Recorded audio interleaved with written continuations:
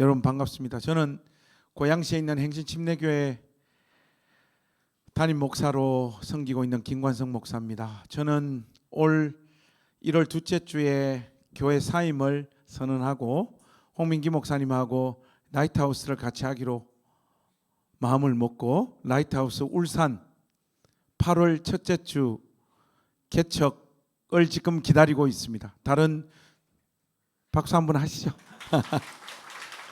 예, 다른 준비들은 거의 마무리되어 가고 있고요. 그래서 홍 목사님하고 저는 잘 모르는 사람이에요. 그리고 또 홍 목사님께서 걸어온 목회 여정과 저의 목회 여정은 별로 상관도 없습니다. 없었는데 목사님하고 대담을 할 기회가 한 번 있었어요. 고양시의 거룩한 빛 광성교회 담임 목사님이셨던 정성진 목사님께서 퇴임 후 사역 중에 이렇게 우리 한국 교회에 좋은 영향을 미치고 있는 목사님들과 대담하는 프로그램이 있는데 제가 그 프로그램의 주 사회자예요. 그래서 이런저런 목사님들하고 이제 대담을 하는데 홍민기 목사하고 정 목사님께서 한번 대담을 하면 좋겠다고 하길래 도대체 홍민기가 누구? 해서 이렇게 좀 알아봤는데 저하고는 공통점도 별로 없고 또 어디서 이렇게 목회하시는 분이구나 그렇게 알고 나갔죠. 나가서 목사님하고 이렇게 대담을 했는데 그날 내용도 참 인상적이고 좋았는데 저 마음에 가장 이렇게 들어왔던 부분이 어떤 부분인가 하면 목사님께서 1.5세시잖아요. 그러면 분명히 영어를 섞어 가지고 말을 하는 이런 분명히 중간쯤에 재수 없는 어떤 문장을 구사할 것이다. 저는 그렇게 예상을 했죠. 이거 백발백중이잖아요. 유학 조금만 갔다 와도 중간에 이렇게 오늘 참 하루가 참 엔조이 이렇게 하면서 영어를 섞어서 다 말을 하잖아요. 근데 1.5세는 제가 이때까지 목사님들을 수백 명을 만나봤지만은 그 영어를 섞어서 말 안 하는 1.5세 목사님을 제가 만나보지를 못했어요. 그러니까 당연히 저는 홍 목사님 대담하기 전에 이렇게 알아보니까 1.5세시고 또 큰 교회에서 이렇게 사역을 하셨던 목사님이셨다. 그 정보를 알게 되고 분명히 또 영어 섞어서 하겠다 해서 그러면 나도 영어 섞어서 오늘 좀 해야 되겠다 이런 마음으로 갔는데 대담을 한 2시간 동안 했는데 목사님이 영어를 한 문장도 한 단어도 구사를 하지 않더라고요. 그게 저 마음에는 제일 인상 깊게 다가왔어요. 그거 말고는 없었어요. 근데 그게 사람을 배려하고 이 사람의 어떤 인격들, 이 사람이 어떤 마음으로 사람들을 만나고 주님의 몸된 교회를 세워가는지 그거 하나에서 홍 목사님 안에 있는 어떤 존재가 보이더라고요. 거기 제가 혹 빠져버렸어요. 그래서 제가 그 대담하는 말미에 목사님께 여쭤봤어요. 왜 영어를 안 쓰시냐고. 하니까 아버지 홍 목사님 아버지가 목사님이시라고 그러시더라고요. 한국 사람을 만나서 대화할 때 절대로 영어를 섞어서 말하지 마라. 어렸을 때부터 철저하게 교육을 받아가지고 한국 사람 만나서 대화할 때 절대로 영어를 안 한다. 그 매력에 빠져들어가지고 목사님 앞으로 뭐 하시려고 그러십니까 하니까 이 라이트하우스 운동에 대해서 목사님께서 쭉 설명을 하시는데 이게 낮은 곳을 지향하고 또 이 시대 가운데 땅에서 한숨 쉬는 수많은 이름 없이 빛도 없이 주님의 몸된 교회를 세워가는 젊은 목회자들, 이 사람들을 함께 섬기고 그 사람들과 함께 손잡아서 교회를 세워가는 운동, 그것이 라이트하우스 무브먼트다라고 말씀을 하셔서 제가 굉장히 그날 도전과 은혜를 많이 받았어요. 그러면서 우리 행신침례교회는 7년 전에 개척을 해가지고 교회가 잘 성장해가고 있어요. 우리가 라이트하우스 해운대보다 더 큰 교회입니다. 그런데 자꾸 홍 목사님의 그 매력, 그 무브먼트의 그 가치가 저를 자꾸 이렇게 압도를 하더라고요. 제가 형님을 만나서 말했죠. 형님, 제가 담임 목사직 내려놓고 개척에 나서겠다고. 그것도 라이트하우스 무브먼트 여기에 함께 소속되어서 이 길을 같이 가겠습니다. 그렇게 말씀을 드렸죠. 하니까 뭐 홍 목사님은 되게 좋아하죠. 뭐. 그래서 어디서 하면 좋겠냐 해서 저는 저와 정서적으로 가장 가까운 울산으로 가겠다 해서 라이트하우스 울산으로 이렇게 8월 첫째 주 예배를 기다리고 있습니다. 그래서 여러분들과 8월 달부터 함께 가겠습니다. 그래서 홍 목사님하고 손잡고 한국교회에 의미 있는 물결을 만들어 보겠습니다. 새로 세워질 라이트하우스 울산을 위해서도 기도 많이 해주시고 마음을 모아주시면 좋겠습니다.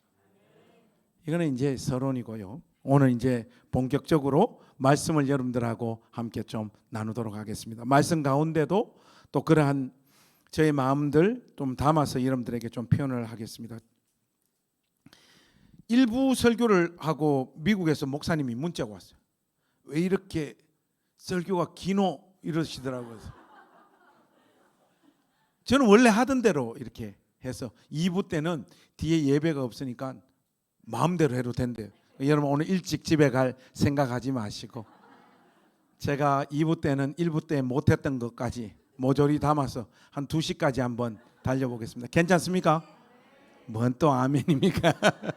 하여튼 좋습니다. 여러분 그 고대 사회 때는 그 정권이 새로 바뀌게 되면 새로 정권을 잡은 왕은 직전 정권에 소속되어져 있었던 가족들 그리고 신하들 핵심 측근들은 모조리 죽이는 것을 일반적인 그 고대 사회의 삶의 문법으로 삼고 있었던 시절이었습니다. 이런 것들은 요즘 우리 시대만 보더라도 정권이 바뀌면 직전 정권에 소속된 사람들 감옥 가고 뭐 이런 일들이 비일비재하잖아요. 이렇게 보면 정치 권력의 어떤 속성이 그러한 요소들을 피해가기가 굉장히 어려웠던 것 같습니다. 그러니까 지금 우리 시대도 이런데 고대 사회 때는 얼마나 그런 분위기들이 강했겠습니까? 여러분 알다시피 사울과 사울의 아들이었던 요나단은 길보아 전투에서 장렬하게 두 사람 다 전사합니다. 그리고 이 나라의 왕권은 다윗에게로 지금 넘어가 있는 상황이에요. 그때 다윗이 여러분 1절 상반절 한번 보시겠습니까? 거기에 보시면 다윗이 이르되 사울의 집에 아직도 남은 사람이 있느냐 이렇게 묻고 있습니다. 여러분 다윗이 이 질문을 던지는 이유가 뭘까요? 조금 전에 여러분들에게 말씀드렸던 고대 사회의 삶의 문법으로 보자면 만약 아직도 사울의 집에 누가 살아남은 자들이 있다면 내가 그들을 처단하리라. 그 결과를 손에 쥐기 위해서 이 질문을 지금 하고 있는 거잖아요. 그런데 1절 하반절 한번 보세요. 전혀 우리의 예상과는 빗나가는 내용이 나와 있습니다. 내가 요나단으로 말미암아 그 사람에게 은총을 베풀리라 하니라 이렇게 말합니다. 요나단은 지금 비록 죽고 없지만은 요나단 살아 생전 다윗 자기 자신과 맺었던 그 약속을 다윗은 기억을 하고 신실하게 사울의 집안에 남은 사람이 있다라면 그 사람에게 내가 아낌없는 은혜와 은총을 베풀겠다 그렇게 말을 하는 거예요. 이 이야기를 다윗이 하는 것을 보면 다윗은 이 사울의 집에 누가 어떤 삶의 조건 가운데 살고 있는지에 대한 정보가 없었던 것 같아요. 그런데 다윗의 이 질문에 답을 하는 사람이 한 사람 2절 말씀에 등장합니다. 여러분들 2절 말씀 우리 한번 같이 읽어보십시다. 시작. 사울의 집에는 종 한 사람이 있으니 그의 이름은 시바라. 그를 다윗의 앞으로 부르매 왕이 그에게 말하되 네가 시바냐 하니 이르되 당신의 종이니이다 하니라.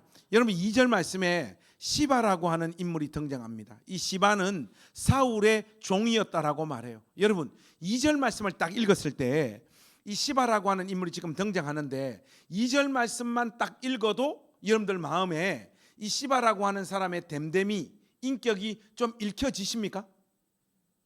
읽혀진다. 손 한번 들어보세요. 살짝 좀 읽혀진다. 나는 전혀 안 읽혀진다. 뭡니까 여러분? 살짝 나는 좀 읽혀진다. 손 한번 들어보세요. 이는 구라입니다 여러분.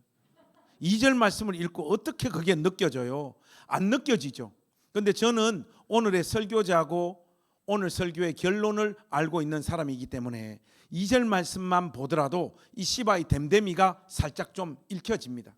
이 시바는 사울의 종이라고 했잖아요. 그런데 그가 지금 다윗 앞으로 부름받고 있습니다. 네가 시바냐 하니까 당신의 종이니다 이렇게 말하고 있습니다. 바로 이 부분이에요. 여러분 고대 사회에 신하들에게 요구되어지는 최고의 덕목은 불사 2군, 한 사람만의 주군을 섬기는 것. 이것보다 더 중요한 신하의 자질은 없죠. 그는 사울의 종이었고 사울의 신하였는데 사울이 죽고 없는 이 상황이 되니까 다윗 앞으로 가서 당신의 종이니다 그렇게 말하고 있습니다. 목사님 뭐 그거 그렇게 의미를 부여하고 심각하게 이야기하세요? 사울 살았을 때는 사울을 주군으로 섬기고 지금 다윗이 왕이 된 상황에 당신의 종이라고 말하는 것은 당연하지 않습니까? 이렇게 여러분들 중에 누군가는 반론을 제기할 수도 있을 것 같은데 그게 뭐 나쁜 추측은 아니에요. 그러나 저는 결론을 알기 때문에 이 2절 말씀만 보더라도 이 시바가 누구에게 힘이 있고 누구에게 권력이 있는지 그리고 누구에게 기생하고 붙어야지 자기 삶을 안락하고 윤택하게 살 수 있는지에 대한 감각이 아주 예민하였고 그렇게 그런 방향을 쫓아 자기 삶을 쫓아 사는 인물 같아 보여요. 어쨌든 이 시바가 사울의 집안 사람들 중에 누가 살아있고 어떤 삶의 조건 가운데 살고 있는지에 대한 정보를 알고 있습니다. 그래서 다윗이 3절과 4절 맨 위의 문장을 보시면 그가 어디에 살아있느냐, 아직도 사울의 집에는 남은 사람이 있느냐 이렇게 묻습니다. 묻는데 여러분 3절 하반절 요나단의 아들 하나가 있는데 거기서부터 우리 4절까지 한번 읽어보겠습니다. 특별히 4절을 여러분 읽으실 때 아무리 정신을 차려 읽어도 그 의미를 알기 어려운 단어가 4절에 하나 나와요. 그거 한번 찾아보세요. 자, 요나단의 아들 하나가 있는데 거기서부터 읽겠습니다. 시작. 요나단의 아들 하나가 있는데 다리 저는 자니이다 하니라. 왕이 그에게 말하되 그가 어디 있느냐 하니 시바가 왕께 아뢰되 로드발 암미엘의 아들 마길의 집에 있나이다 하니라. 지금 이 시바가 사울의 집안의 사람들의 정보를 제공해주고 있는데 첫 번째로 사울의 손자요 요나단의 아들이었던 무비보셋, 이 무비보셋이라는 자가 아직 살아있는데 다리를 저는 자니다 이렇게 말합니다. 이 무비보셋은 유모가 난리통에 깐난쟁이를 얻고 뛰다가 땅에 떨어뜨려요. 그래서 어린 시절부터 양쪽 다리를 다 저는 중증 장애인으로 한평생을 살았던 인물, 이게 사울의 손자요 요나단의 아들 무비보셋입니다. 이 정보를 1차적으로 제공하고 있고요. 두 번째는 이 무비보셋이 또 어떤 조건 가운데 살고 있는지 4절 말씀에 보시면, 자 여러분 제가 조금 전에 여러분들에게 내드렸던 숙제가 하나 있죠. 4절 말씀에 아무리 정신을 차리고 읽어도 알 수 없는 단어가 하나 나오죠. 뭡니까? 아니 읽고 무슨 뜻인지 알지 못하는 단어를 말씀하시면 되잖아요. 4절 말씀에 여러분들이 아무리 읽어도 알 수 없는 단어가 있죠. 뭡니까? 암미엘? 여러분 마길? 암미엘하고 마길은 사람 이름이잖아요. 그거 빼고 거기는 사람 이름이기 때문에 별 뜻이 없습니다. 그거 말고 하나 있는 단어가 뭡니까? 로드발. 로드발은 히브리어예요.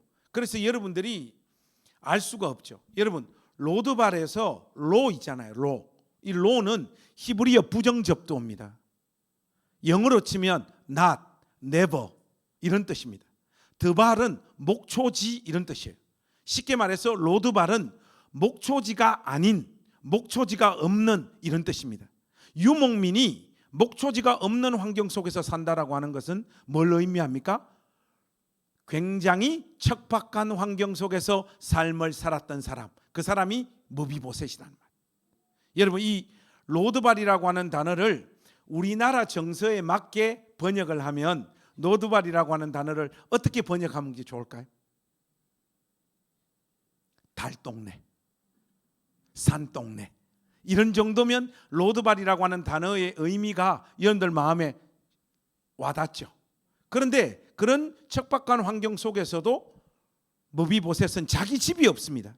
암미엘의 아들 마길의 집에 기대어 얹혀서 삶을 살고 있었던 인물이 무비보셋입니다. 자, 여러분 한번 보십시오. 무비보셋의 삶의 조건들 중에 하나라도 만약에 여러분들 삶 가운데 있었다면 여러분 삶은 굉장히 고통스러웠을 거예요. 양쪽 다리를 다 저는 중증 장애인, 그것도 달동네와 같은 척박한 환경 속에서 살았을 뿐만 아니라 그곳에조차도 자기 집이 없어서 남의 집이었던 로드발 암미엘의 아들 마길의 집에 얹혀서 살았던 인물이 무비보셋입니다. 쉽게 말해 소망 없는 인생입니다. 삶의 모든 서러움과 고통스러운 조건을 자기 삶과 인생에 다 껴안고 살았던 인물이 사울의 손자요 요나단의 아들 무비보셋입니다. 다윗이 이야기를 듣자마자 무비보셋을 왕궁으로 당장 데리고 오라, 그렇게 명령을 내리죠. 신하들이 가서 무비보셋이 살고 있었던 암미엘의 아들 마길의 집에 도착을 해서 왕께서 너를 왕궁으로 부르신다 했을 때 여러분 무비보셋의 1차적인 감정이 무엇이었을까요? 두려움이죠. 왜 두려움입니까? 고대 사회의 문법대로 이야기하자면 무비보셋은 지금 반역자의 손자입니다. 붙잡히면 바로 죽을 수밖에 없는 존재란 말이죠. 무비보셋은 아마도 나의 이 한많고 서럽고 고통스러운 인생도 여기서 끝나는구나, 이런 심정으로 다윗이 있었던 왕궁으로 끌려갔을 거예요. 도착하자마자 그런데 다윗 입에서 어떤 내용이 선포되어집니까? 오늘부터 무비보셋은 나와 같은 상에서 먹고 마시리라.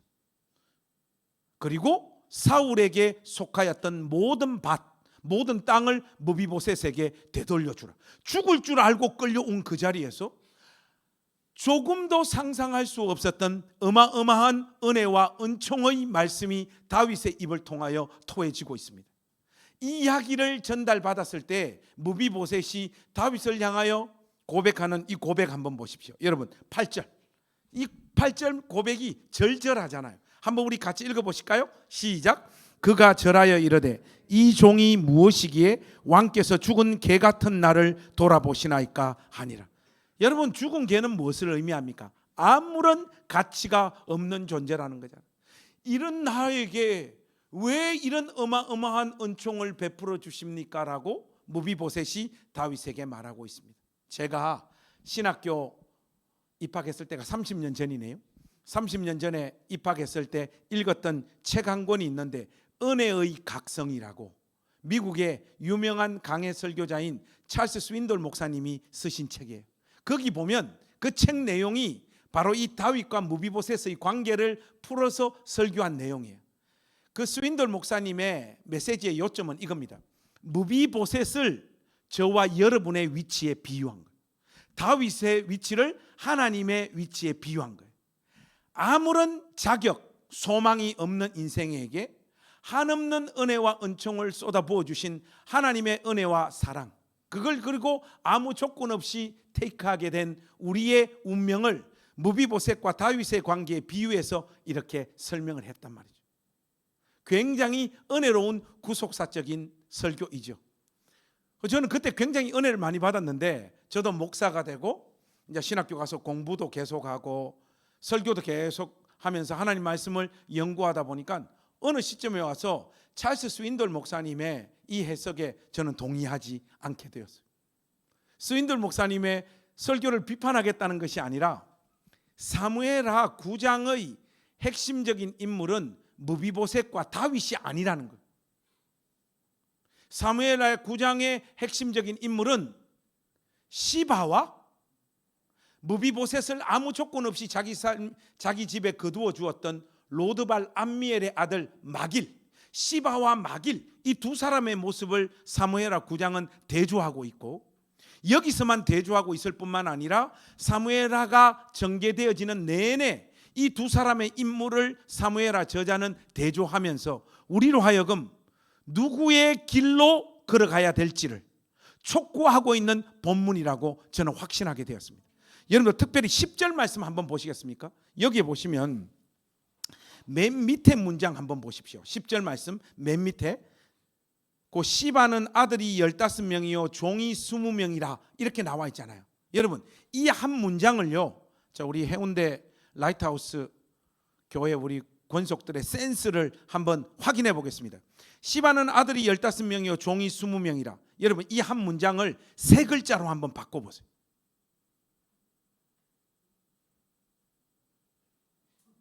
일부에 오신 분들은 적극적인 분들이고 2부에 오신 분들은 굉장히 온유하고 부드러운 분들이십니까? 1부는 너무 시끄러워가지고 힘들었는데 2부는 지금 너무 조용해가지고 지금 힘이 들어요. 시바는 아들이 15명이요 종이 20명이라. 여러분 이 한 문장을 세 글자로 바꿔보세요. 금수저? 이 정도가 금수저는 아니죠. 이 정도면 여러분 부산에서 해운대에서 못 살아요. 금수저는 아닌 것 같고, 금수저 말고 금수저보다 조금 낮추면 네? 대가족? 대가족이죠. 네, 대가족. 대가족 맞는데 금수저하고 비슷하게 이제 경제적인 의미를 담아서 이 한 문장을 세 글자로 한번 줄여보세요. 아, 여기 권사님이신지 집사님이신지 딱 맞추셨어요. 성령이 임하셨습니다. 중산층.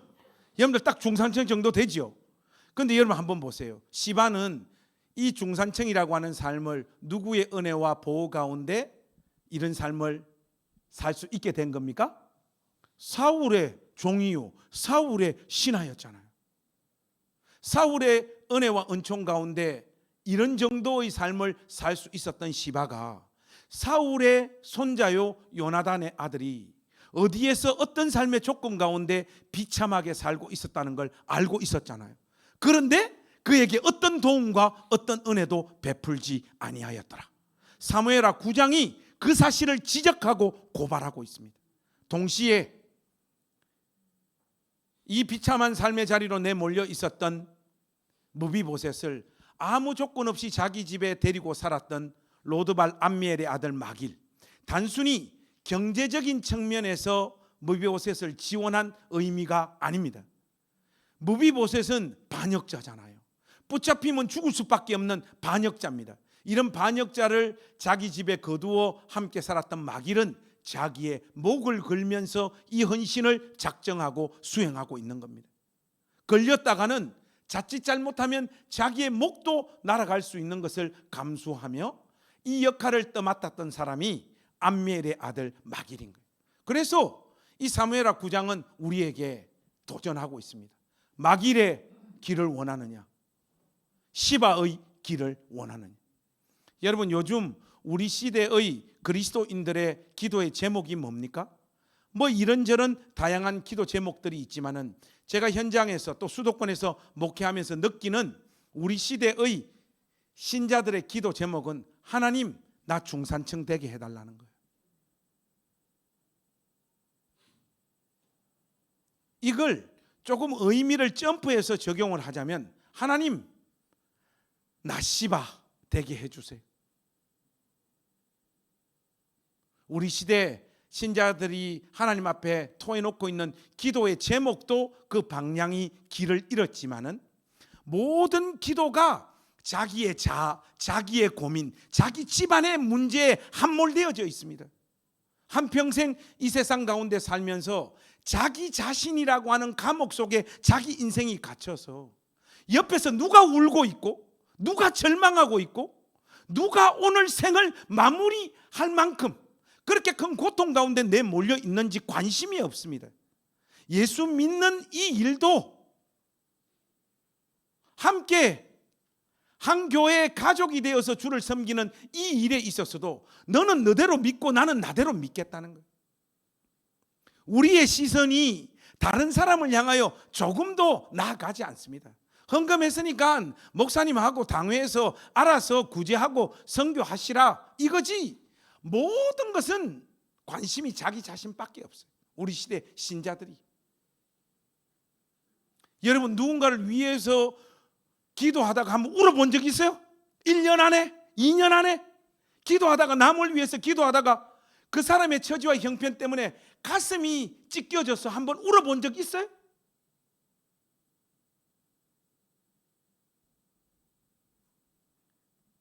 저와 여러분들은요, 하나님 앞에서요, 시바처럼 한번 살게 해달라고, 째째하게 다시 하나님 앞에 나와서 매달리게 되는 그런 환경 말고 한번 은혜를 확 베풀어 주셔가지고 하나님을 다시 안 찾을 수 있는 그 삶의 조건을 내 삶 가운데 만들어 달라고 하나님 앞에 우리가 기도하고 있잖아요. 여러분 진짜로 돈보다 하나님을 더 사랑하십니까? 돈보다 하나님을 진실로 더 사랑하냐고요. 하나님 그분을 인격적으로 우리가 사랑하고 하나님을 즐거워하는 자인지, 아니면 하나님 안에 있는 어떤 능력을 빼내서 내 삶의 목표와 내 삶의 욕망을 성취시키는 것을 기독교 신앙으로 생각하고 사는지, 우리가 하나님 앞에서 한번 진지하게 우리의 신앙의 상태를 물어볼 필요가 있습니다. 자기 인생, 자기 욕망, 자기 삶의 목표로 자기 삶을 끊임없이 내달렸던 사람, 그 사람이 바로 시바입니다. 이 시간 이후에 여러분들이 성경을 보면 어떻게 성경의 내용이 전개되어지는가 하니까, 다윗의 아들이었던 압살롬이 아버지를 향해서 쿠데타를 감행을 해요. 처음에는 압살롬의 쿠데타가 별게 아니었어요. 그런데 다윗의 핵심 책사였던 아히도벨이 압살롬에게 붙어버립니다. 이게 왜 위험한가? 아히도벨의 책략은요, 하나님께 물어서 그 지혜를 얻는 수준의 작전을 펼치는 자였기 때문에 다윗의 핵심 책사였는데, 이 사람이 압살롬에게 붙기 시작을 하면서 압살롬의 쿠데타가 점점 힘을 받기 시작을 하고, 다윗은 이제 코나로 내몰려가지고 왕궁에 있지도 못하는 상황이 됩니다. 그래서 왕궁을 떠나 이곳저곳으로 도망을 다니며 압살롬의 군대와 싸워야 되는 이 상황이에요. 몸도 지치고 마음도 지치고 완전 마음이 그렇기 상태로 내몰리죠. 여러분 그때 이 다윗을 돕기 위해서 한 인물이 나타나는데 우리의 예상을 벗어나는 사람입니다. 여러분 사무엘하 16장을 한번 펴보십시오. 사무엘하 16장 1절과 2절 말씀 우리 소리내서 한번 읽어보겠습니다. 사무엘하 16장 1절과 2절 한번 같이 읽겠습니다. 시작. 다윗이 마루턱을 조금 지나니 무비보셋의 종 시바가 안장 지은 두나기에 떡 200개와 금포도 100송이와 여름 과일 100개와 포도주 한 가죽 부대를 싣고 다윗을 맞는지라. 왕이 시바에게 이르되 내가 무슨 뜻으로 이것을 가져왔느냐 하니, 시바가 이르되 나귀는 왕의 가족들이 타게 하고 떡과 과일은 청년들이 먹게 하고 포도주는 들에서 피곤한 자들에게 마시게 하려 함이니이다. 여러분 우리의 예상을 완전히 빗나간, 사무엘하 9장에서 확인했던 그 얍삽해 보이는, 자기의 일을 위해서는 모든 것을 다하는 인물이었던 시바가요, 다윗에게 온갖 음식들을 준비해 가지고 나타납니다. 다윗도 이 무비보셋이라고 하는 이 존재에 대한 어떤 느낌은 분명히 있었던 것 같아요. 왜냐하니까 2절 말씀 맨 위에 보니까 왕이 시바에게 이르되 네가 무슨 뜻으로 이것을 가져왔느냐. 뭔가 이 시바 안에 다른 히든 모티브, 감추어둔 다른 동기가 있어 보였던 것 같아요. 무슨 뜻으로 이것을 가져왔느냐 하니까 이 시바가 능청스럽게 말합니다. 왕이시여, 저에게 무슨 다른 숨겨진 동기가 있겠습니까? 왕이 쿠데타 당해가지고 이렇게 지쳐있는 이 상황을 보고 있기 어려웠어. 이 음식들 가져와서 왕을 먹게 하고 또 왕을 수종드는 이 다른 젊은이들도 함께 음식을 먹고 힘내서 압살롬의 쿠데타 세력을 진압하고 왕께서 왕궁으로 다시 돌아가는 그 영광스러운 모습 보기 원하는 그 마음이지요. 이 기가 막히게 이야기를 합니다. 이게 몸도 지치고 마음도 지치면요, 한 리더가요 판단력이 흐려져요. 여러분, 저도 우리 행신 침례교회에서 사역을 하고 있지만은 대부분의 장로님, 권사님, 집사님, 청년들은 저의 목회 방향이나 목양을 지지해 주세요. 그러면 온 교회 식구들이 다 지지해 주느냐? 그건 아니에요. 우리 행신교회도 원수들이 있습니다. 새놈이 있어요, 새놈. 이것들이 막 속상하게 하고 막 힘들게, 진짜 힘들어요. 뭐 이런 표현을 해서 좀 죄송한데 어떨 때는 목 조르고 싶어.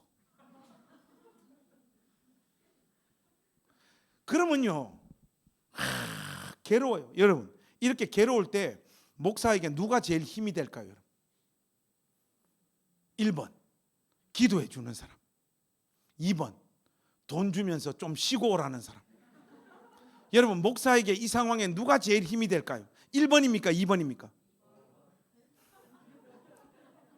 1번이라고 말하는 사람 나가세요.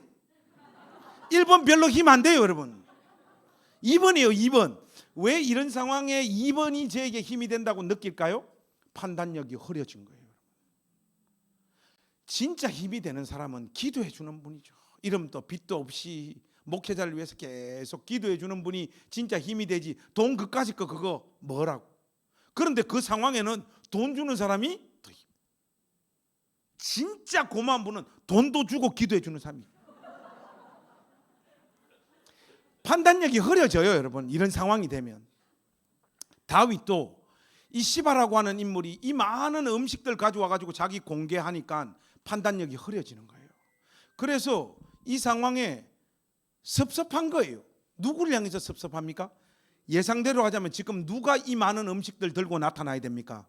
무비보셋이죠. 무비보셋은 안 나타나고 예상하지 못했던 시바가 이거 들고 오니까, 여러분 3절 맨 위에 보세요. 3절 맨 위에 왕이 이르되 뭐라고요? 내 주인의 아들이 어디 있느냐? 무비보셋은 어디 있느냐 하니까 이 시바가요, 이 질문을 기다렸던 것 같아요. 시바가 왕께 아뢰되 예루살렘에 있는데 그가 말하기를 이스라엘 족속이 오늘 내 아버지의 나라를 내게 돌리리라 하나이다 하는지라. 왕이시여, 무비보셋은 지금 예루살렘 성에 남아서 원래대로 하자면 이 나라는 사울, 우리 할아버지의 나라, 그 다음은 우리 아버지 요나단이 이어받아야 되고, 그 다음은 내가 이어받아야 되는 이 나라가 뭔가 일이 꼬여서 다윗에게로 넘어갔는데 하나님께서 드디어 다윗을 내치시고 이 왕권의 질서를 새로 잡아 나에게로 이 왕권을 돌리고 있다라고 예루살렘 남아서 그렇게 나팔을 부르고 있습니다. 이렇게 시바는 다윗에게 거짓말을 하고 있는 거예요. 왜 이 거짓말을 하느냐? 시바는 음식 가져온 거, 그리고 이 거짓말을 하는 목적이 있습니다. 4절에 시바는요 이렇게 자기 목적을 성취하고 이룹니다. 4절 한번 같이 읽어보십시다. 시작. 왕이 시바에게 이르되 무비보셋에게 있는 것이 다 내 것이니라 하니라. 시바가 이르되 내가 절하나이다. 내 주 왕이여, 내가 왕 앞에서 은혜를 잊게 하옵소서 하니라. 이 시바는요 무비보셋에게 넘어갔던 사울의 땅을 강탈해 오기 위해서 음식을 준비해 왔고, 그리고 다윗에게 거짓말을 함으로 이 재산을 자기 손아귀에 집어넣습니다. 참, 이 부분 보면요 성경이 확실히 하나님의 영감으로 기록된 책이 맞아요. 왜냐?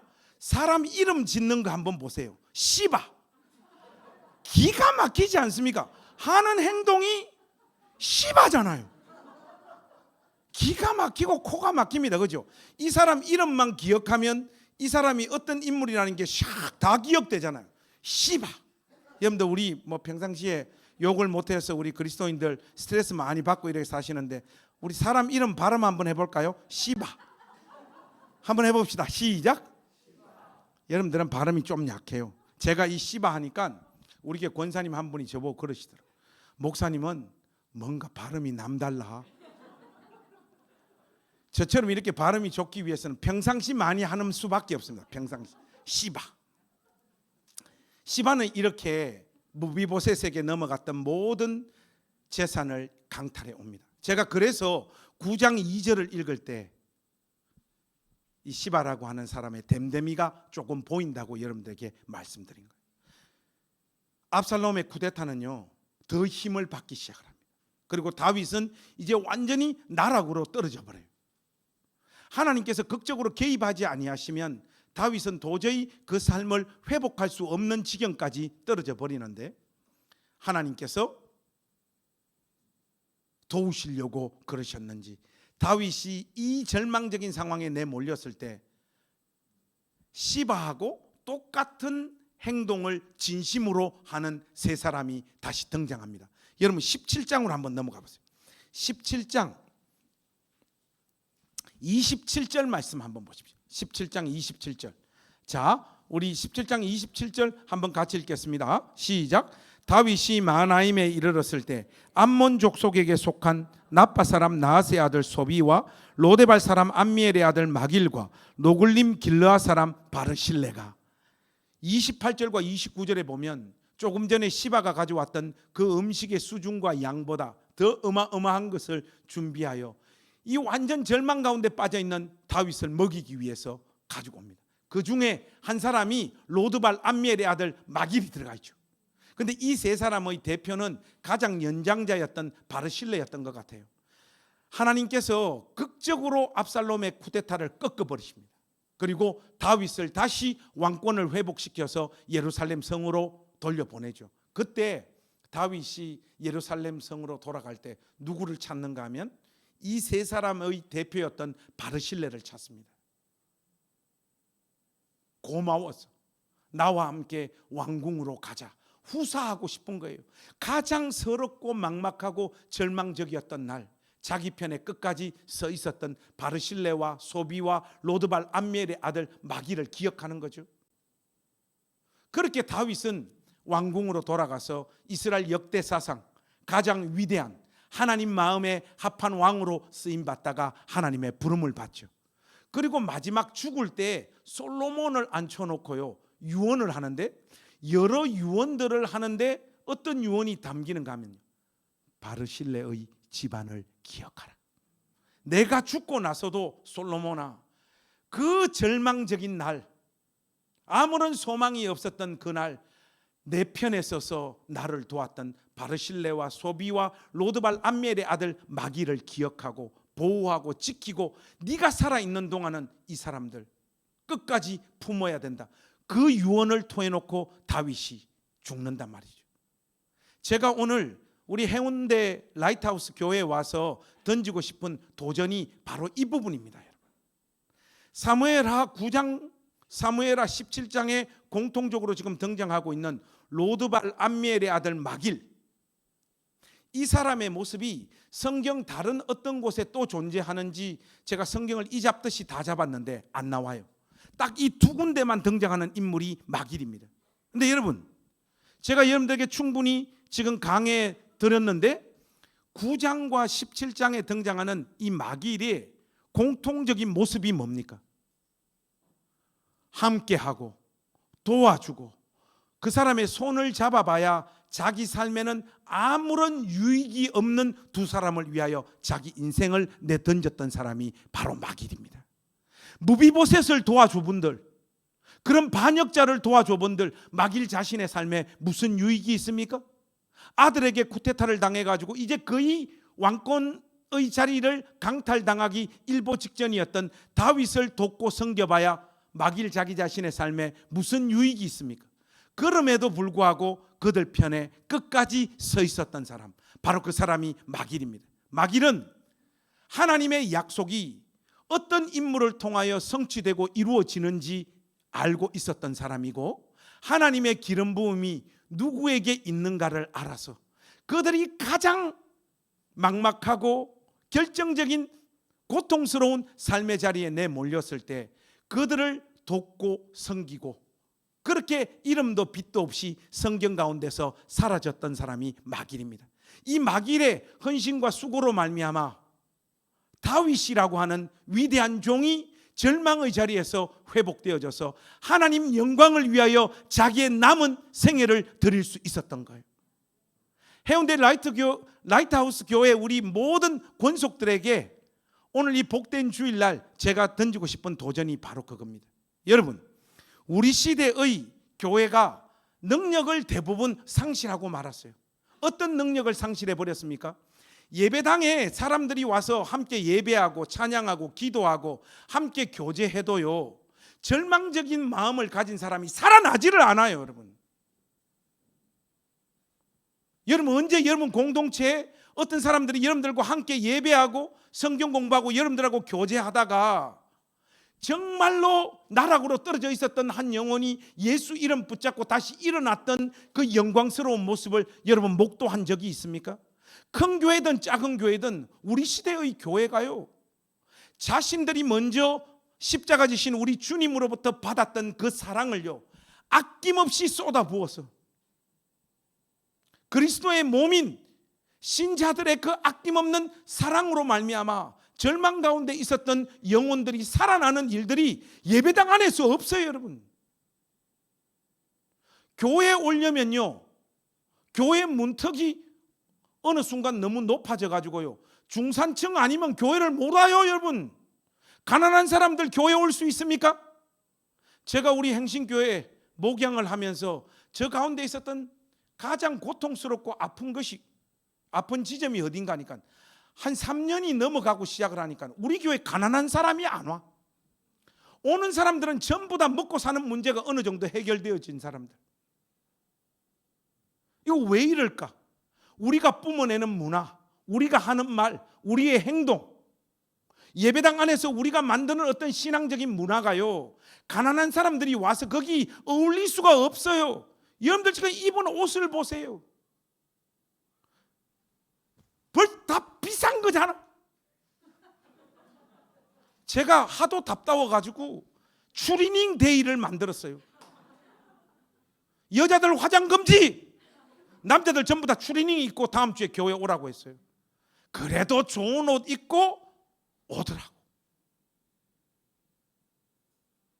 교회 문턱이 높아져서 땅에서 한숨 쉬는 자들은 예배당 안에 진입을 못한다니까. 여기 부산에서 해운대가 제일 잘 사는 사람들 모여 있는 곳이죠. 여러분 공동체에 땅에서 한숨 쉬는 자들, 살아봐야 희망이 없고 기댈 데도 없고 죽고 싶은 자들이 여기 이곳에 생명의 어떤 냄새가 나서 이 현장에 누가 들어오고 있냐 말이에요.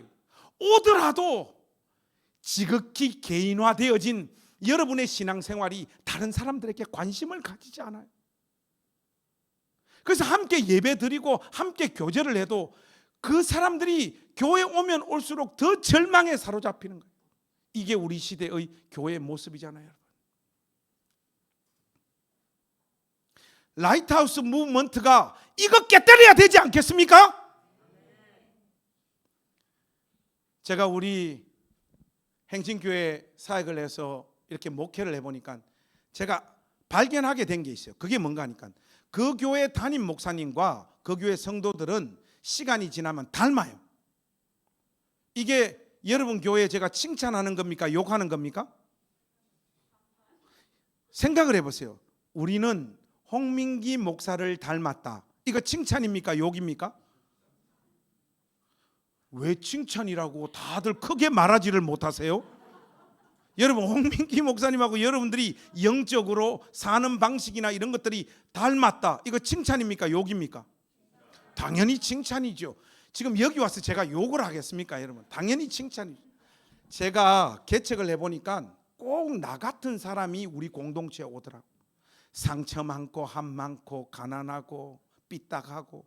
근데 여러분 이런 사람들이 개척해가지고 첫해, 둘째, 셋째 한 3년 동안 계속 이런 사람들만 오더라고. 여러분 진짜 가난한 사람들 데리고 목회하는 게요 너무 힘들더라고요. 여러분 가난한 사람들 착합니까? 안 착합니까? 가난한 사람들 착하다고 하는 사람들은 동화책을 많이 봐서 그래요. 막상 데리고 살아보면 안 착해. 여러분 제가 가난한 사람들 지금 욕하는 게 아니라요, 가난한 사람들이요 착하기가 어렵잖아요. 그 사람들에게 착함까지 요구하면 그건 폭력입니다, 여러분. 이 자본주의가 무시무시하게 판을 치는 이 세상에서 돈 없는 세월을 10년, 20년, 30년 지난 사람들이 어떻게 마음의 주름살과 상처가 없겠어요? 말하는 것도 거칠고 삐지기도 잘하고 그럴 수밖에 없는 거예요. 여러분 영화 기생충 보셨죠? 거기 보면 기가 막힌 대사가 나오잖아요. 돈은 뭐다? 마음의 주름살을 펴주는 다림이라고 이야기하잖아요. 돈이 있어야지 마음의 주름살도 펴지는 거예요, 여러분. 그래서 실질적으로 중산층들이 예의도 좋고요, 우아하고요, 목회자한테도 따뜻하게 말해요. 그러다 보니까 저도 저한테 잘해주는 사람들이 좋지 뭐. 그리고 어느 순간 목회자의 삶의 위치도요, 그런 사람들의 인애 장막에 갇혀버리는 거예요.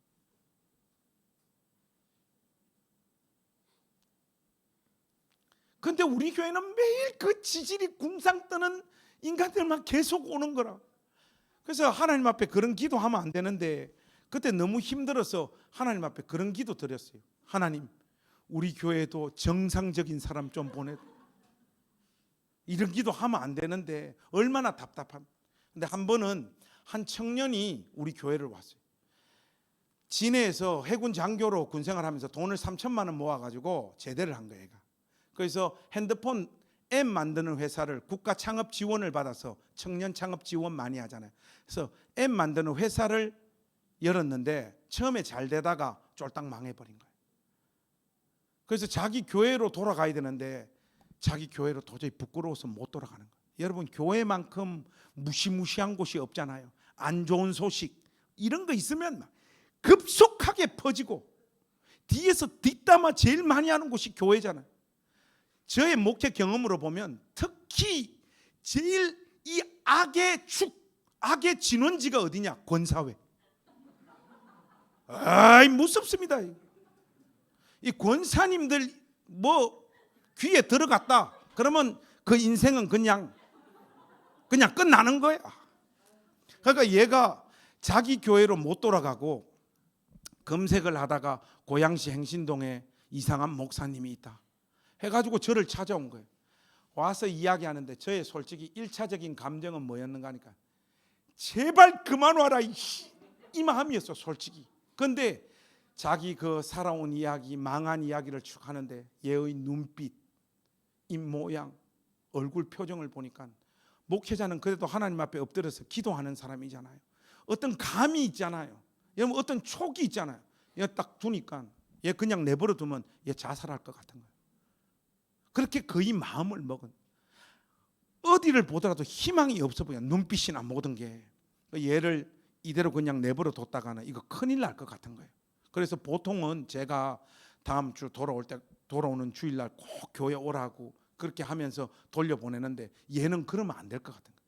걔 이름이 선재였어요. 선재야, 니는 내일 아침에 목사님 교회 출근할 그 시간에 무조건 교회를 와라. 해서 그 다음 날부터 선재하고 저는 아침, 점심, 저녁을 같이 먹었어요. 그리고 제가 가는 모든 신방에 그냥 데리고 다녔어요. 전도사는 아닌데 전도사가 됐어요.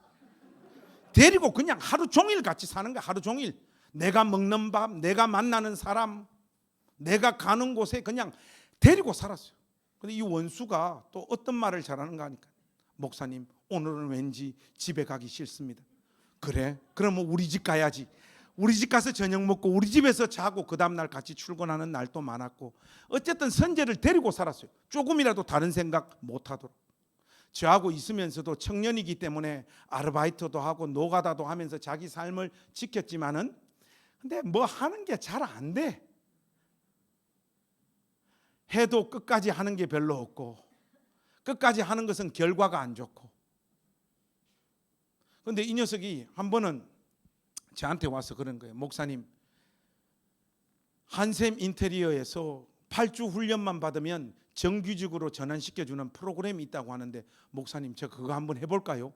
그러더라고요. 선재, 그게 뭐 어떤 거냐 하니까, 이 8주 동안 이 그 설계하는 훈련을 받으면 뭐 집을 계약을 해서 부엌이라든지 거실 이거 인테리어를 하는, 그러면 기본급 150만 원에 그 실적이 더해지면 그게 월급이 되는 그런 정규직이 프로그램이 있다는데 한번 해볼까요? 선재야, 뭐라도 좋으니까 한번 해봐라 해서 우리 선재가 그 일을 시작을 했어요. 근데 3주 하더만 못하겠다는 거예요. 제가 속으로만 한 겁니다. 그 목사님 욕 잘하더라 그러지 마세요. 속으로 어떤 생각이 드니까, 에라이 쌍놈의 니는 안 된다 이 새끼야, 니는 안 된다. 속으로, 속이 너무 상한 거야. 뭘 하면 끝까지 하는 게 없냐. 그래서 제가 우리 저 그 같이 사역하는 우성균 목사인데, 성균아 그 가서 한번 알아봐라. 왜 3주만 하고 또 때려치웠노? 하니까 목사님 차비가 없어서 회사를 못 간답니다. 야이씨, 요즘 세상에 차비 없어가 회사 못 간 놈이 어딨냐? 하기 싫으니까 안 하지. 가서 똑바로 알아봐. 그래서 알아봤는데 어머니는 무기력 우울증에 누워 계시고 아버지는 알코올 중독, 집에 진짜 10원 한 장이 없는 거예요. 이번에는 선재가 저 실망 안 시키려고 회사 갈 때 버스 타고 갔다가 점심 아끼려고 굶고 하루 종일 일 배우고 집에 올 때 3시간 걸어서 집에 오고, 그걸 3주 동안 반복한 거예요. 그런데 이제는 회사 갈 차비가 없는 거예요. 그래서 얘가 진짜 그것 때문에 일을 못 한다는 거예요. 얘 이대로 그냥 내버려 뒀다가는 선재 인생이 다 어그러지고 무너질 것 같은 거예요. 이거 안 되겠다. 우리 교회에 누가 돈 좀 있지? 한번 생각을 해봐. 근데 어쩌면 그렇게 한결같이 다 거지들이야? 돈 가진 사람이 없는 거예요. 이거 어떻게 하면 좋나? 돈 가진 사람이 있더라고, 한 명.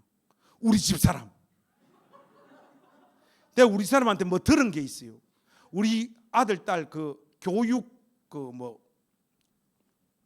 보험 같은 거 뭘 이상한 거 하나 드러났다는 소식을 내가 알고 있었어. 여보 이리 와봐라. 그 빨리 깨라.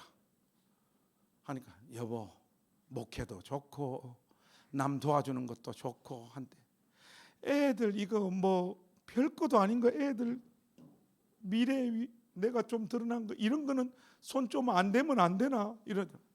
우리가 그 꺾일 사람이 아니잖아요. 경상도 사람이잖아요. 야이씨 쓸데없 빨리 긴 소리 하지 말고 빨리 해약해라 하니까 여보 이건 건들지 말라는 거야. 아이, 우리 사람이 저를 못 이겨요. 그래서 막 저쪽에 가더만 막 전화해가지고 해약을 해가지고 돈을 200만 원인가 저한테 가지고 가라고 주더라고. 우리는 그런 거 감사함으로 잘 받습니다. 받아서 선재를 목양실로 불렀어요. 선재야, 목사님 말 잘 들어라. 네 여기서 이거 하다가 끝내버리면 네 인생 진짜 끝난다. 목사님 너 이거 끝내고 돈 잘 벌고 잘 사는 거 목사님 그거 기대하는 게 아니라 뭐 시작했으면 끝까지 하는 것은 네 삶의 습관으로 좀 익혀야 된다.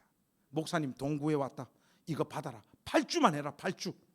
결과하고 상관없이 8주까지만 한번 해보자. 목사님 죽으면 죽었지 저는 그 돈 못 받아갑니다.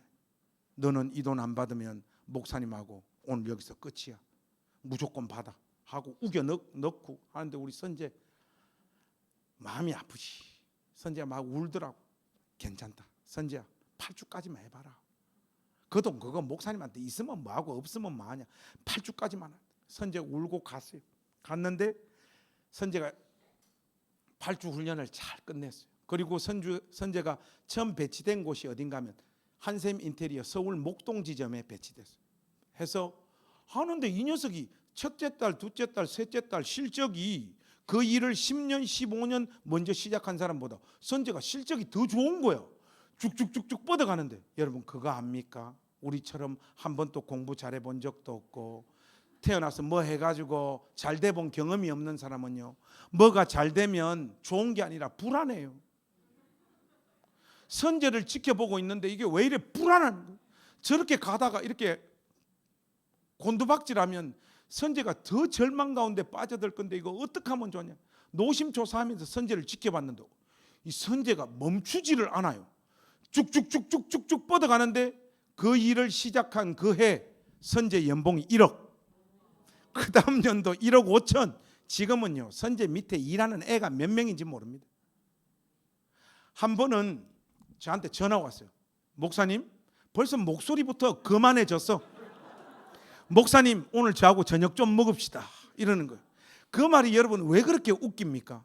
이때까지 밥을 100번 1000번 먹으면 내가 다 밥 다 사주고 내가 용돈 주고 했는데 이 녀석이 목사님 우리 교회 그 앞에 소들역 아시죠? 그 우리 동네 제일 비싼 암소집이야. 거기 7시까지 목사님 좀 나오십시오. 좋은 날이잖아요. 행복하고 갔어요. 가니까 선재가 이미 고기 굽고 있더라고요. 탁 앉아서 이제 같이 밥을 먹는데 이 좋은 날인데 분위기가 좀 이렇게 디프레션 돼 있는 거예요. 왜 이러지? 그래서 선재 얼굴 보니까 선재가 울더라고. 좋은 거야 지금. 자기도 돈 벌어가지고 목사님 좋은 거 대접할 수 있게 됐다. 선재가 우는 거예요. 아, 우리 경상도 사람 그런 어색한 거 그거 힘들어요. 저는 교회에서 제일 힘든 게 뭔가 하니까 뭐 스승회 날 때 목사님 사모님 앞에 나오래 해가지고 이거 당신은 사랑받기 위해 태어난 사람 이런 거 이거 폭력이잖아요. 폭력 이런 거. 제발 교회에서 그거 좀 안 했으면 좋겠어 나는. 근데 선재가 이게 우니까 밥 먹는 속도를 끌어올렸어요. 빨리 끌어올리고 야 선재야 니 잘 되니까 목사님 진짜 좋다. 앞으로도 열심히 살았어요. 더 잘 되라 하고 저는 일어나서 빨리 나왔어요. 나왔는데 선재가 제가 급히 서둘러서 일어서서 나오니까 그 음식 정리하고 계산하더만 목사님이라고 저 뒤에서부터 뛰어오더라고. 뛰어오면서 저희 호주머니에 봉투를 하나 탁 꽂고 휙 가버리더라고. 제가 사례비를 많이 받아봤어. 우리는 딱 잡으면 그거 얼마인 줄 알거든요. 딱 봉투를 두고 갔는데 딱 잡으니까 이건 100% 세종대왕이야. 이거 신사임당이면 이거 절단날 액수예요. 이만큼 두꺼운데. 근데 보통 목사님들은 침착하게 집에 가서 열어보는데 여러분 저는 그런 목사 아니잖아요. 그 자리에서 바로 열어봤죠. 신사임당이 이만큼 돈이 그때 500만 원 넘었지. 깜짝 놀래가지고 선재한테 전화했어요.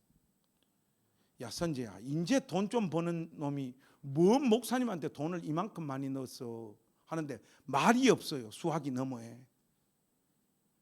선재야 한데 수학이 너머에서 선재가 울고 있더라고. 뭔가 저한테 말을 하고 싶은데 감정이 이게 추스러지지 않는 거예요. 선재가. 그 얘가 조금 있으니까 감정을 추스리더만 목사님 나 목사님 만나고 저의 삶에도 꿈과 비전이 생겼어요. 그러더라고. 꿈, 비전 이런 단어 우리 안 좋아하거든요.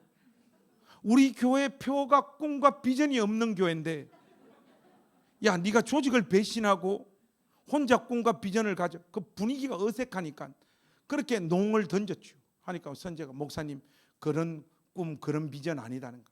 그래서 선재 너의 꿈과 비전이 뭔데? 목사님 저는 이제 살면서 저 삶의 목표는 하나밖에 없습니다. 그 선재 네 목표가 뭔데 하니까 이 녀석이 말을 안 하려고 하는 거예요. 울먹울먹하면서 목사님 저의 삶의 유일한 목표는 돈 벌어서 목사님 집을 사드리는 겁니다 하고 얘가 울더라고. 그때가 제가 행신교회에서 목양을 하면서 목사인 저의 마음이 한 성도 안으로 들어간 날이고 그 성도의 애틋한 마음이 저 마음 가운데 들어온 날이에요. 아마 행신교회에서 사역하면서 제 목회의 별의 순간이 그날이었을 거예요. 사람은요 여러분 아낌없이 쏟아붓는 사랑과 관심과 돌봄 내 삶이 휘청거리면서까지 그 사람 손을 죽으면 죽었지 놓지 않는 사랑의 수고 그거 아니고는요 사람이요 변화되거나 회복되어지지 않습니다. 우리 시대 교회에 왜 능력이 사라져 갔느냐 모두가 다 시바가 돼가지고요 중산층처럼 살고 싶고 모든 신앙의 고민이 자기와 자기 자식 자기 문제 자기 자아밖에 없는 거예요. 그러니까 예배당 안에 사람들은 많은데 이 예배당 안에 들어온 어떤 사람이 실질적으로 회복되고 살아나서 그리스도의 이름을 붙잡고 일어나는 이런 생명의 역사들이 나타나지 않는단 말이죠. 웰라 캐드가 쓴 대주교에게 죽음이 오다라고 하는 책에 보면 이런 문장이 나옵니다. 여러분 위대한 사랑이 있는 곳에는 반드시 기적이 일어난다. 제가 올 1월 둘째 주에 조금 전에 여러분들에게 말씀드렸다시피 홍 목사님의 그 사역을 향한 또 주님을 향한 절절한 마음에 속아가지고 라이트하우스 무브먼트에 동참하기로 이미 말을 해놔서 고민을 하다가 1월 둘째 주에 우리 행신교회 가족들 앞에 선을 냈습니다. 우리 한국교회 담임 목사가 개척 나가는 모델도 이제 나와줘야 되는데 제가 개척 나가겠다. 우리 교회 식구들하고 아무하고도 의논을 안 했어요. 하니까 우리 교회가 난리가 났죠. 지금 우리 행신교회 사이즈가 해운대 라이트하우스 무브먼트보다 조금 더 큽니다. 저희 교회가. 하니까 뭐 장로님들, 집사님들 막 난리가 나고 교회가 완전 뒤집어져. 근데 그 말을 할 때 제가 생각해도 제 모습이 좀 멋있더라고. 그런데 멋있는 것은 잠깐이더라고요, 여러분. 하고 그 다음 날 되니까 후회가 밀려오는 거예요. 홍민기가 싫어지기 시작하는 거예요. 내가 저 인간 어디에 속아가 이래 됐분노? 내가 왜 이 말을 했을까? 울산에 가가지고 어떻게 또 개척을 해야 되나 이 나이에. 아이고 죽겠다 이런 생각하는데 오전이 금방 가더라고. 오후 돼 가지고는 이제 어떡하나 이거 다음 주에 몰래카메라였다고 설교 시간에 이야기할까 하니까 6시가 되는 거예요. 그 고민하니까 6시 됐으니 이제는 빼도 박도 못한다. 이제 울산 가야 된다. 가면 이제 어떻게 개척 전략을 세워서 울산의 라이트하우스 울산을 세울까 고민하니까 밤 10시가 된 거예요. 10시가 됐는데 목양실에 그 시간에는 아무도 안 오잖아요. 똑똑똑 하는데 누가 노크를 해도 문을 여니까 선지인 거예요. 문을 열자마자 이 녀석이 목사님 어쩌면 이럴 수가 있냐고. 내가 주일날 일이 있어가 목사님 설교를 못 듣고 월요일 아침에 지금 설교 들었는데 뭐 울산 간다고? 목사님 딴 사람 다 버려도 나 버리면 안 되잖아. 그리고 목사님 나는 안 버리기로 했잖아요. 어떻게 목사님 나 놔두고 울산에 개척 가냐고. 목사님 이건 진짜 아닌 것 같아. 선재야 세상 사람 다 이해 못해도 너는 목사님 이해해야지. 성균이 담임 목사로 세워서 너 성균이 옆에서 오른팔 대줘야지. 목사님이 그래야지 막 편안하게 가지 않을까. 아 싫어요 목사님.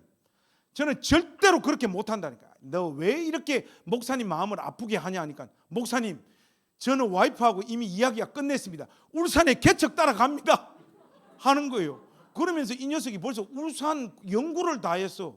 목사님 중구에 집을 얻어야 됩니까? 남구에 얻어야 됩니까? 이러는 거예요. 선지야 남구에 얻어야 된다.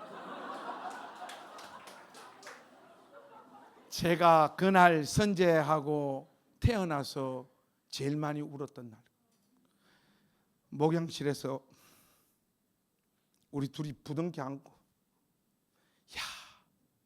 한 사람을 살리는 길, 한 사람이 하나님께서 고유하게 그 사람에게 주신 삶의 역할, 소명을 이루게 하는 것은 내 삶이 휘청거리면서 누군가를 돌보고 사랑하고 그 사람 손 안 놓는 거, 그것만이 한 사람의 인생을 뒤집어 엎는구나. 저 그거 깨달았죠. 사랑하는 우리 해운대 나이트하우스 가족 여러분, 여러분 교회에 이 능력이 살아나고 회복되어지는 그런 공동체 되어지기를 원합니다. 사람들이 진짜로 해운대 라이트하우스 교회에 가니까 살아나더라. 그곳은 다르더라. 세상의 수많은 다른 교회들하고 정말로 다르더라.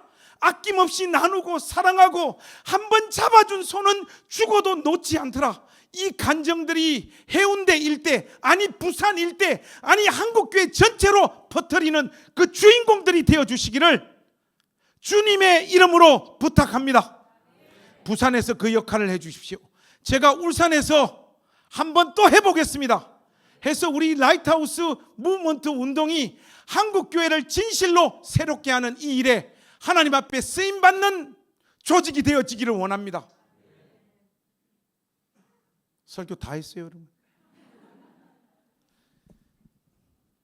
여기 이곳 이 공동체 안에 세상에 어떤 사람들이 함께 와서 예배드리고 성경 공부하고 여러분하고 지나면 지낼수록 진실로 하나님 형상대로 지음받은 사람이 살아나고 회복되어지는 그 역사, 그 역사들이 끊임없이 일어나는, 그것을 창출하고 만들어내는 주인공들이 되어주시기를 우리 주님의 이름으로 축복합니다. 기도하겠습니다.